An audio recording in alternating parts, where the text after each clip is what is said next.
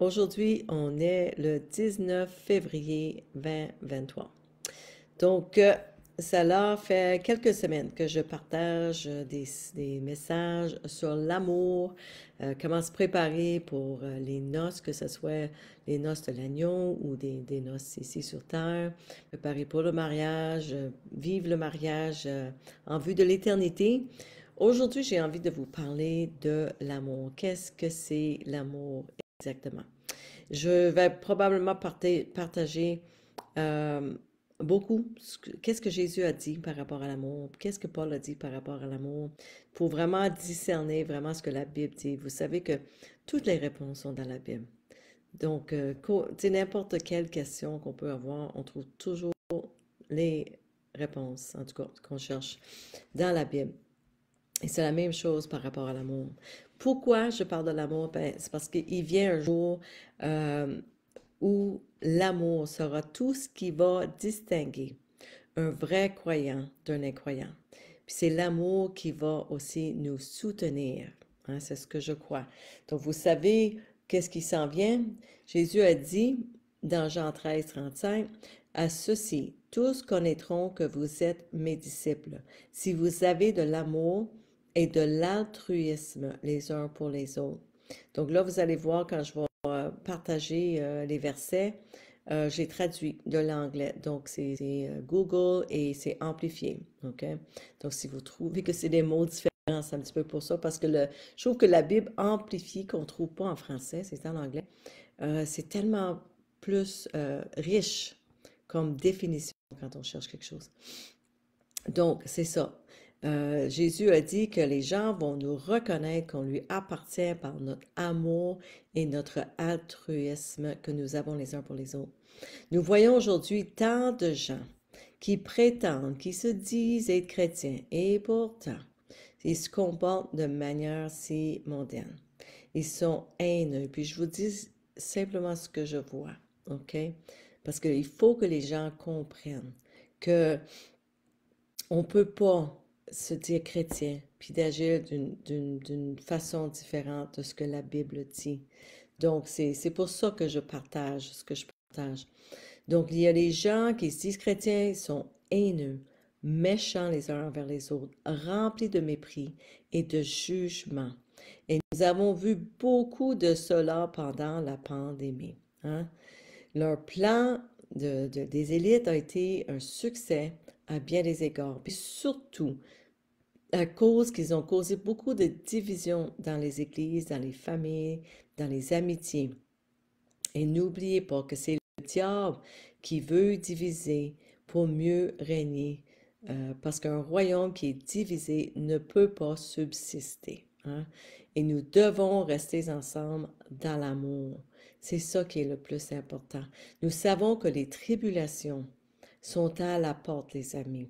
La guerre, la famine, les tremblements de terre. Vous avez vu les tremblements de terre, hein? Ça fait pas longtemps, je pense, depuis mon dernier message.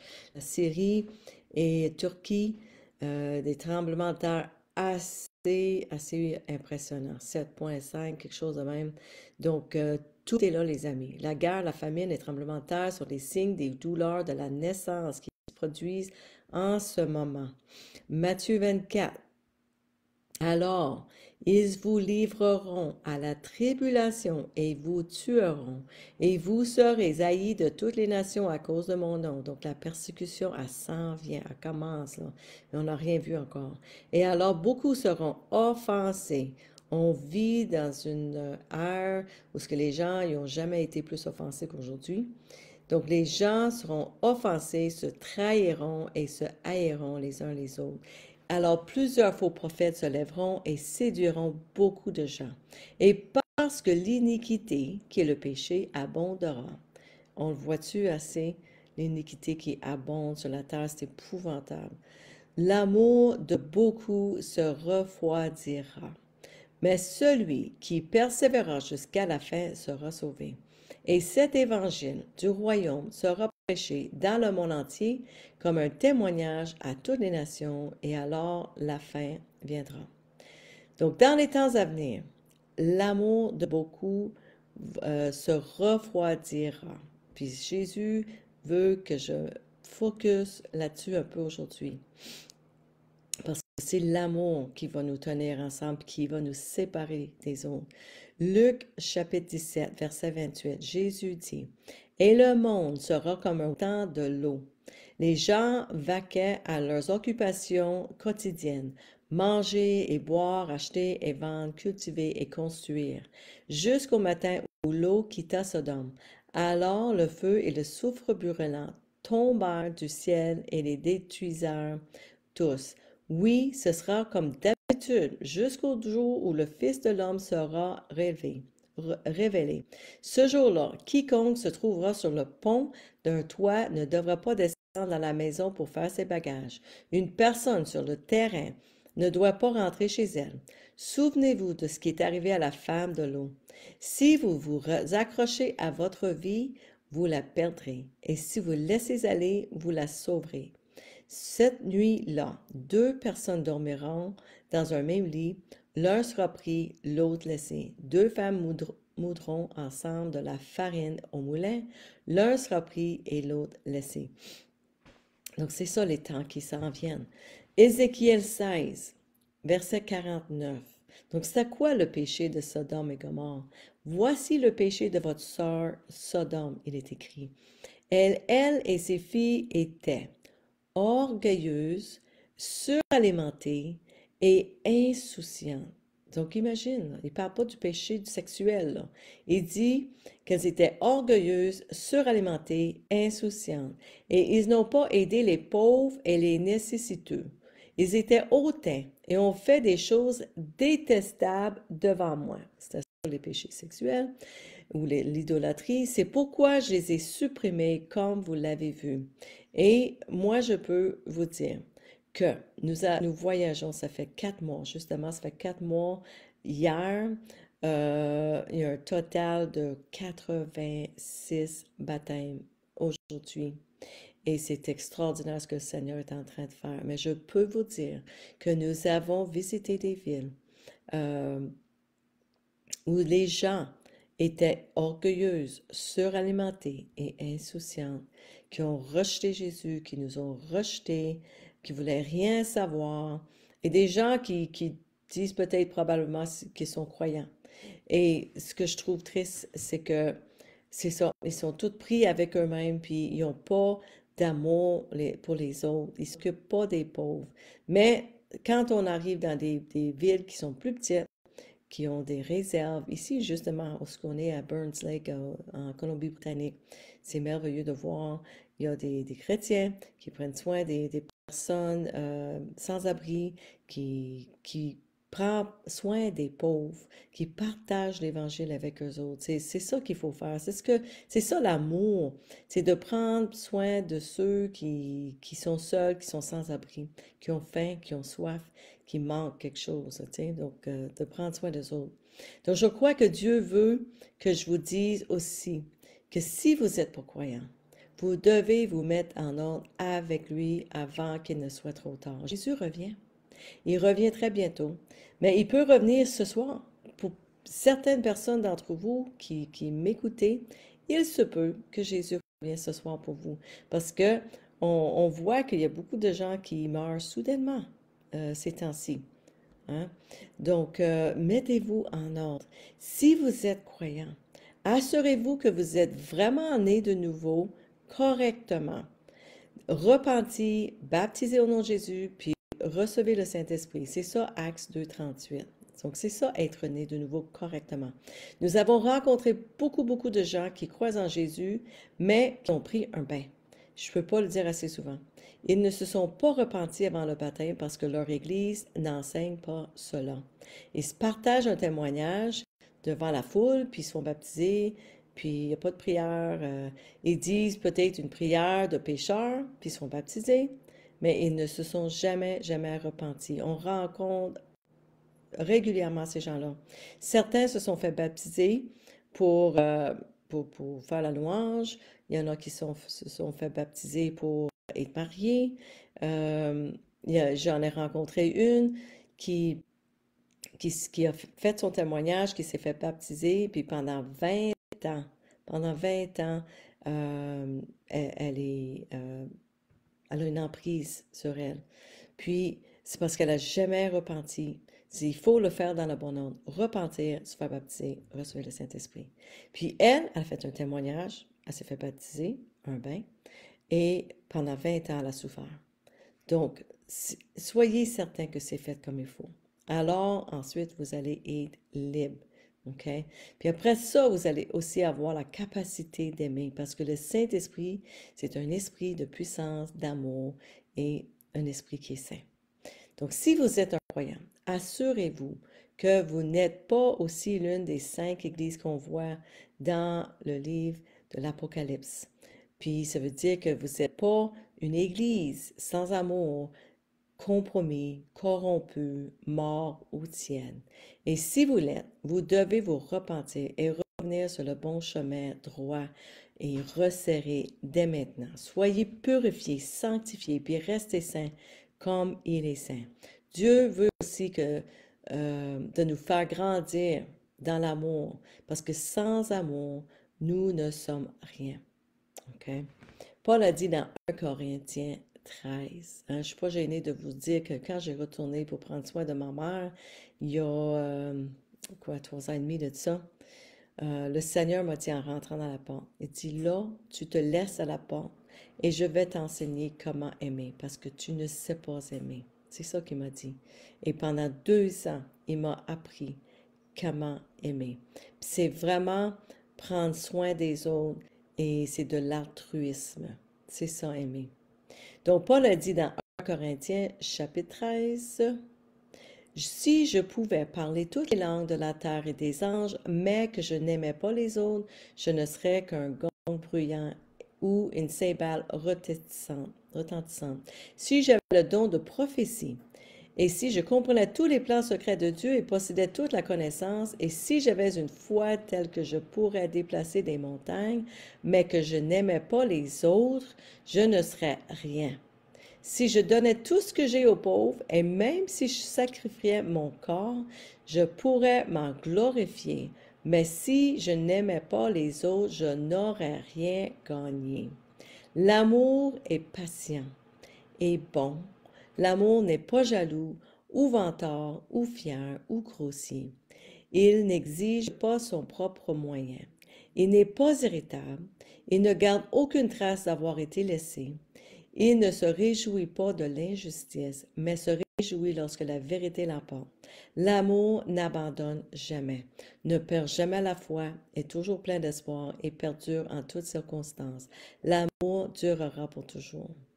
Paul nous a dit dans Galates 5, 6, ce qui est important, c'est la foi qui s'exprime dans l'amour. Puis, je peux vous dire, quand moi j'ai lu ça tantôt, 1 Corinthiens 13, je dis, wow, Seigneur, il faut vraiment que tu m'aides aussi à grandir dans l'amour, parce que c'est pas évident. Et c'est ça, on a tous besoin de grandir l'amour. Je suis pas gênée de vous dire que moi aussi, il me sanctifie puis travaille en moi. Donc, comme il est écrit dans Jacques 2, la foi sans action est morte. Jacques chapitre 2. À quoi bon, chers frères et sœurs, si vous dites que vous avez la foi, mais que vous ne le montrez pas par vos actes? Parce que l'amour, c'est des actes. L'amour, c'est pas des mots. Dire je t'aime puis de rien faire, c'est pas de l'amour. Donc, c'est des actes. Ce genre de foi peut-il sauver quelqu'un? Supposons que vous voyez un frère ou une sœur qui n'a ni nourriture ni vêtements et que vous disiez adieu et bonne journée, restez au chaud et mangez bien. Mais alors que vous ne donnez ni nourriture ni vêtements à cette personne, ben, qu'est-ce que ça fait de bon? Ainsi, vous voyez, la foi en elle-même ne suffit pas, à moins qu'il ne se produise de bonnes actions. Il est mort et inutile. Maintenant, quelqu'un peut dire, ben, certains ont la foi, puis d'autres ont des bonnes actions. Mais je dis, comment peux-tu me montrer ta foi si tu n'as pas de bonnes actions? Je te montrerai ma foi par mes bonnes actions, dit Paul. Vous dites que vous avez la foi car vous croyez qu'il n'y a qu'un seul Dieu. Tant mieux pour vous, parce que même les démons y croient et ils tremblent de terreur, parce que les autres, ils savent où ils s'en vont. Quelle folie! Ne voyez-vous pas que la foi sans bonnes actions est inutile? Donc, sachez que la foi, c'est aussi l'obéissance. Jésus dit dans Jean 14, 15, « Si vous m'aimez, vous garderez mes commandements. » Et quels sont les commandements de Dieu? Matthieu 22, 37, Jésus dit, « Tu aimeras l'Éternel ton Dieu de tout ton cœur, de toute ton âme et de toute ta pensée. » C'est le premier et le plus grand commandement. Et le second est semblable. Tu aimeras ton prochain comme toi-même. Jésus nous a appris aussi comment aimer. Il dit, « Voici mon commandement, que vous vous aimiez et recherchiez le bien les uns pour les autres comme je vous ai aimé. Personne n'a de plus grand amour ni d'engagement plus fort que de donner sa propre vie pour ses amis. Vous êtes mes amis si vous continuez à faire ce que je vous commande. » Donc, est-ce que vous donnez votre vie pour vos amis? Moi, ça me fait penser à quand le Seigneur m'a demandé de donner ma vie pour ma mère.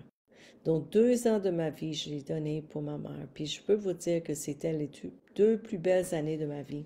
À part de ce que je vis maintenant, qui est extraordinaire aussi, j'ai beaucoup, beaucoup apprécié mes 2 ans auprès de ma mère avec le Seigneur. Matthieu 5, verset 43.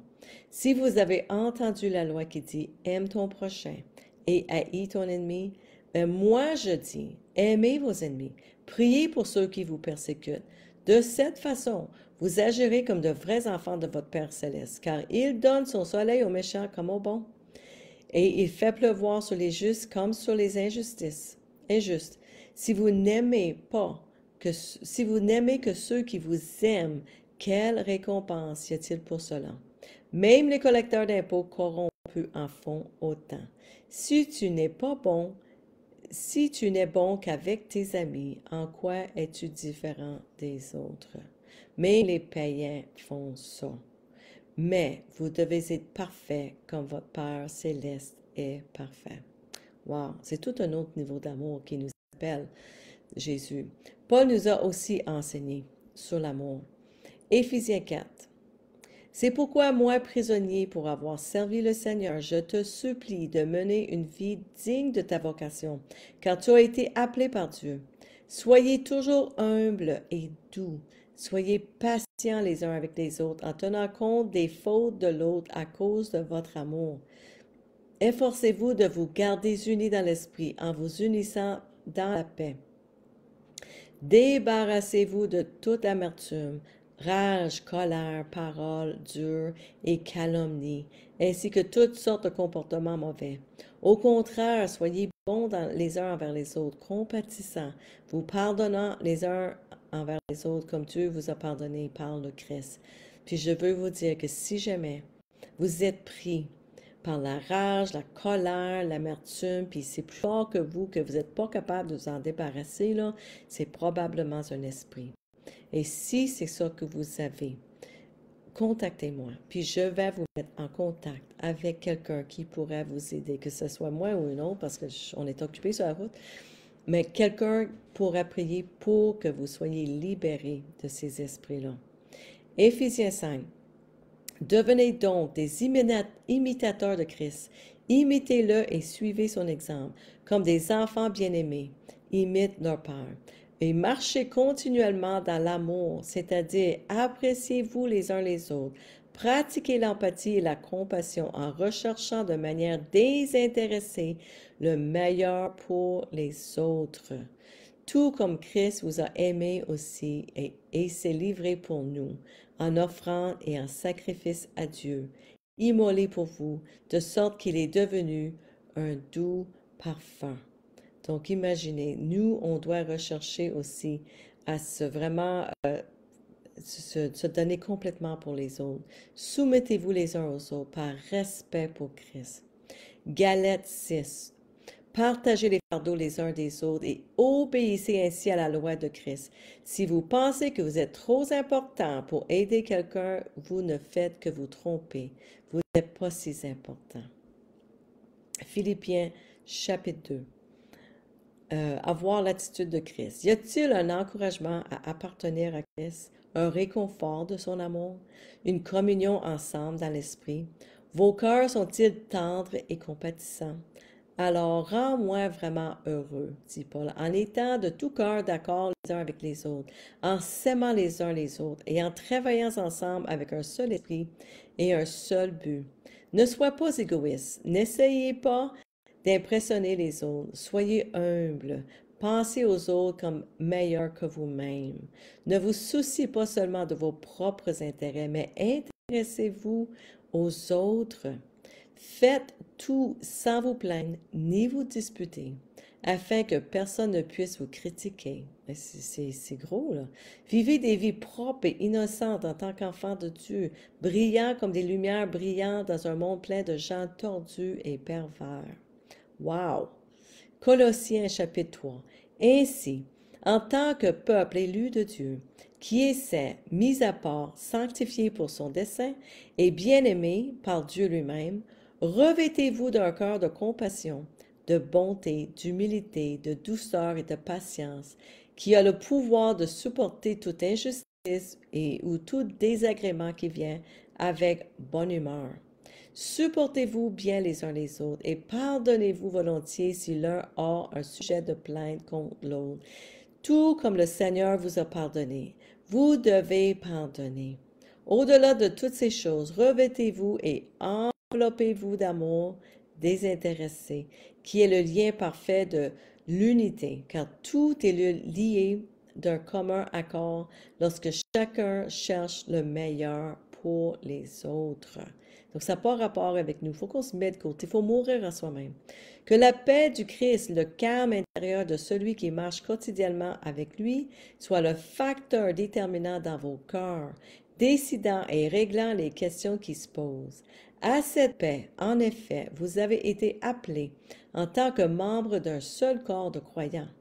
Et soyez reconnaissants à Dieu toujours que la parole parlée du Christ ait sa demeure en vous, habitant dans votre cœur et votre esprit, imprégnant chaque aspect de votre être, pendant que vous enseignez les choses spirituelles et que vous vous exhortez et que vous entraînez les uns les autres en toute sagesse, en chantant des psaumes et des hymnes et des chants spirituels avec des remerciements dans vos cœurs envers Dieu.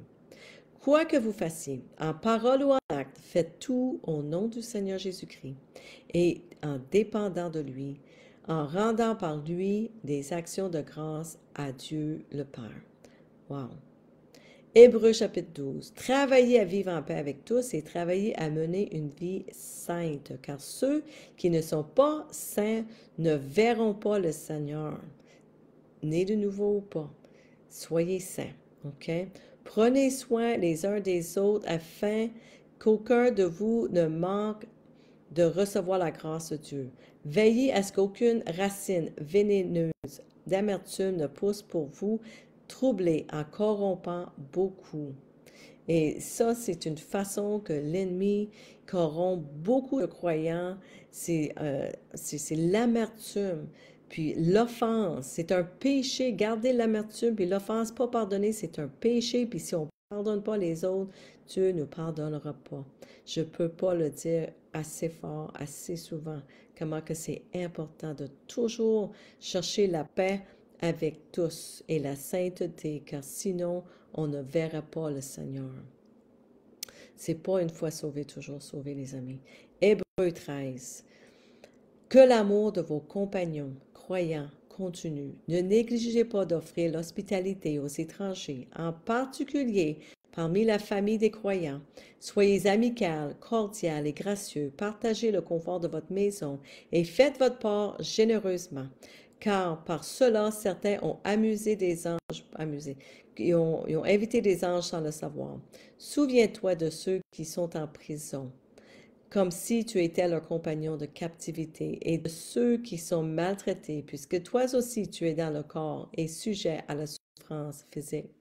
Et n'oublie pas de faire le bien et de partager avec ceux qui sont dans le besoin. Ce sont des sacrifices qui plaisent à Dieu. 1 Pierre 1. Vous avez été purifiés de vos péchés lorsque vous avez obéi à la vérité. Alors maintenant, vous devez vous aimer sincèrement, comme des frères et des sœurs. Aimez-vous profondément de tout votre cœur.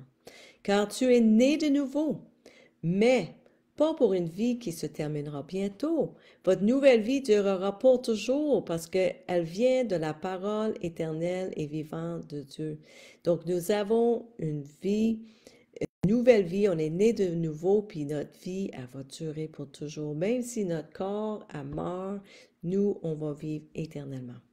1 Pierre, chapitre 2, 21-25. Car Dieu vous a appelé à faire le bien, même si cela signifie souffrir, comme le Christ a souffert pour vous. Il est votre exemple et vous devez suivre ses pas. Donc, ça veut dire qu'on va souffrir, nous autres aussi. C'est très possible. Il n'a jamais péché, ni jamais trompé personne. Il n'a pas rispoté quand il a été insulté, ni menacé de vengeance quand il a souffert. Il a laissé son corps entre les mains de Dieu, qui juge toujours équitablement. Il a personnellement porté nos péchés dans son corps sur la croix, afin que nous soyons morts au péché et vivre pour ce qui est juste. Par ses blessures, on est guéri. Autrefois, tu étais comme des moutons, vous étiez comme des moutons qui se sont égarés, mais maintenant, vous êtes tournés vers le berger, le gardien de vos âmes. Alléluia. 1 Pierre chapitre 3, une vie pieuse. Enfin, soyez tous de même esprit, unis en esprit, sympathiques, fraternels, bienveillants, courtois et compatissants les uns envers les autres en tant que membres d'une même maison, et humbles d'esprit, et ne rendez jamais mal pour mal ou injure pour injure. Évitez les réprimandes et toute forme d'injure, mais au contraire, donnez une bénédiction. Priez pour le bien-être de l'autre, le contentement et la protection les uns des autres, car vous avez été appelés dans ce but précis, afin que vous puissiez hériter d'une bénédiction de Dieu qui apporte le bien-être, le bonheur et la protection. Donc, pour celui qui vient profiter de la vie et voir des bons jours, qu'ils soient apparents ou non, doit garder sa langue libre du mal et ses lèvres de parler de trahison, de tromperie. Il doit se dévier de la méchanceté et de faire ce qui est juste. Il doit rechercher la paix avec Dieu, avec soi-même, avec les autres et poursuivre avec ardeur, activement, pas simplement en le désirant. Donc, on doit chercher la paix ardemment. Car les yeux du Seigneur sont sur les justes et ses oreilles sont attentives à leurs prières, mais la face du Seigneur est contre ceux qui pratiquent le mal. 1 Jean chapitre 4, 4 à 7. Chers amis, continuons à nous aimer. Car l'amour vient de Dieu. Quiconque aime est un enfant de Dieu et connaît Dieu. Mais celui qui n'aime pas ne connaît pas Dieu, car Dieu est amour. Dieu a montré combien il nous aimait en envoyant son Fils unique dans le monde, afin que nous ayons par lui la vie éternelle. C'est le véritable amour, non que nous ayons aimé Dieu, mais qui nous a aimés et qu'il a envoyé son Fils en sacrifice pour ôter nos péchés. C'est comme ça que Dieu nous aime. Chers amis, puisque Dieu nous a tant aimés, nous devons bien nous aimer les uns les autres. Personne n'a jamais vu Dieu, mais si nous nous aimons, Dieu vit en nous et son amour s'exprime pleinement en nous. Et Dieu nous a donné son esprit comme preuve que nous vivons en lui et lui en nous. De plus, nous avons vu de nos propres yeux et nous témoignons maintenant que le Père a envoyé son Fils pour être le sauveur du monde. Tous ceux qui déclarent que Jésus est le Fils de Dieu ont Dieu vivant en eux et ils vivent en Dieu. Nous savons combien Dieu nous aime et nous avons mis notre confiance en son amour. Dieu est amour et tous ceux qui vivent dans l'amour vivent en Dieu et Dieu vit en eux. Et à mesure que nous vivons en Dieu, notre amour devient plus parfait. Ainsi, nous n'aurons pas peur du jour de jugement qui s'en vient, mais nous pouvons lui faire face avec confiance car nous vivons comme Jésus ici dans ce monde. Combien de personnes vous connaissez vivent comme Jésus ici dans ce monde? Wow, c'est des grosses paroles. Un tel amour n'a pas peur, parce que l'amour parfait chasse toute peur. Si nous avons peur, c'est parce que c'est la peur du châtiment. Et cela montre que nous n'avons pas pleinement vécu son amour parfait. Nous nous aimons parce qu'il nous a aimés le premier. Si quelqu'un dit j'aime Dieu, mais haït un autre croyant, cette personne est un menteur. Car si nous n'aimons pas les gens que nous pouvons voir, comment pouvons-nous aimer Dieu que nous ne pouvons pas voir?